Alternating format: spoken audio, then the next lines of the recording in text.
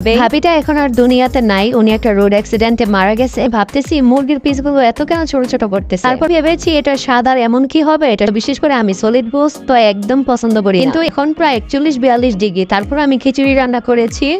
আসসালামু আলাইকুম এভরিওয়ান, কেমন আছেন সবাই? আজকে কিন্তু রান্নার কোনো ভিডিও নিয়ে আসিনি, আজকে রান্না অলরেডি শেষ করে খাওয়াতে চলে আসছি।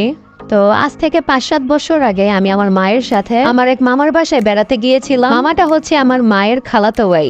তো যেহেতু উনি একটু অসুস্থ ছিল বয়সজনিত কারণে, তো ওনাকে আমরা দেখতে গিয়েছিলাম।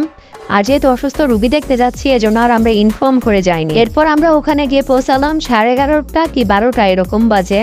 তো যেহেতু দুপুর খুব কাছে, তো আমাদের আসতে দিবে না, আমরা চাচ্ছিলাম দেখে চলে আসবো। আর বাসায় মামাতো ভাইয়ের বউ ছিল, তো উনি আমাদেরকে আসতে দিবে না কোনোভাবে। ভাবিটা এখন আর দুনিয়াতে নাই, উনি একটা রোড অ্যাক্সিডেন্টে মারা গেছে কিছু বছর আগে। তো দোয়া করি আল্লাহ ওনাকে জান্নাতবাসী করুক। যাই হোক, তো আমাদেরকে ভাবি দেখে ফ্রিজ থেকে মুরগি নামালো, আবার বলতেছিল যে তোমরা যা রান্না করেছো তাই খাবো, নতুন করে আমাদের জন্য আর কিছু ঝামেলা করার দরকার নেই। কিন্তু উনি শুনলো না। তো ওনাকে দেখলাম যে মুরগির সলিড পিসগুলো আলাদা করে একটা প্যাকেট করা ছিল। সলিড পিসগুলো একটু নরম হতেই উনি ছোট ছোট করে কেটে নিল।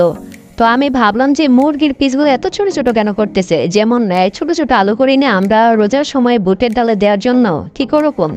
তো আমি ওনার কাটার এখানে দাঁড়িয়েছিলাম, আমি ভাবতেছি মুরগির পিসগুলো এত কেন ছোট ছোট করতেছে। তারপর উনি আমাদের সামনে রান্না করলো, তো আমি ওনার রান্নাটা একটু খেয়াল করলাম যে উনি কিভাবে কি রান্না করতেছে। উনি ছোট ছোট মুরগির পিসগুলো পেঁয়াজের সাথে খুব সুন্দর করে তেলে ভেজে নিল। পেঁয়াজটাও ভাজা হলো, মুরগিটাও ভাজা হলো, মুরগিটা প্রায় একদম ভাজা ভাজা হয়েছে। এরপর সব রকম মশলা দিয়ে ওটা কষিয়েছে পরিমাণে কম পানি দিয়ে। কষানোর পরে আবারও পরিমাণ মতো একটু পানি দিয়ে এটা কষা কষার মতো করে রান্না করেছে, তেল উঠিয়ে তারপর এটা নামিয়ে নিয়েছে। তো আমি ভেবেছি এটা স্বাদ আর এমন কি হবে, এটা স্বাভাবিক মুরগি খেতে যেমন ভুনা খেতে যেমন লাগে হয়তো ওরকমই লাগবে। তারপর আমাদেরকে খেতে দিল। এটা খাওয়ার পর আমার এত ভালো লেগেছে। আমরা কিন্তু সাধারণত বিশেষ করে আমি সলিড গোস্ত তো একদম পছন্দ করি, কিন্তু এই মুরগির পিসগুলো খাওয়ার পরে আমার মনে হয় নাই মানে সলিড গোস্ত খেতে যে আমার যে অনীহা ওটা আমার আসেনি। কারণ মুরগিটা ভাজা ভাজা করেছে আর পেঁয়াজের সাথে যেহেতু ভেজেছে, পেঁয়াজের একটা ফ্লেভার মুরগির সাথে খুব সুন্দর অসাধারণ লাগতেছিল খেতে। আর কাউকে যদি বলা না হয় এটা ব্রয়লার মুরগি, তাহলে সে ভাববে যে এটা দেশি মুরগি। খেতে অনেকটা দেশি মুরগির মতোই স্বাদ লেগেছে।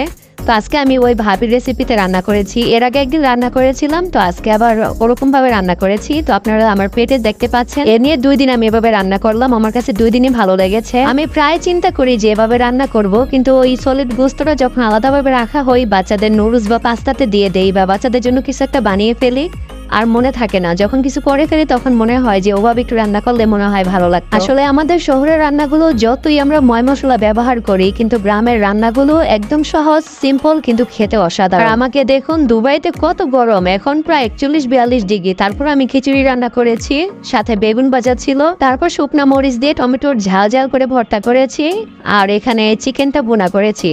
খেতে খুব ভালো লাগলো। আসলে সুখ তো যে কোনো তৃপ্তিতে, সেটা খাওয়ার তৃপ্তি হোক আর মনের তৃপ্তি হোক। ভালো থাকবেন সবাই, আল্লাহ হাফেজ।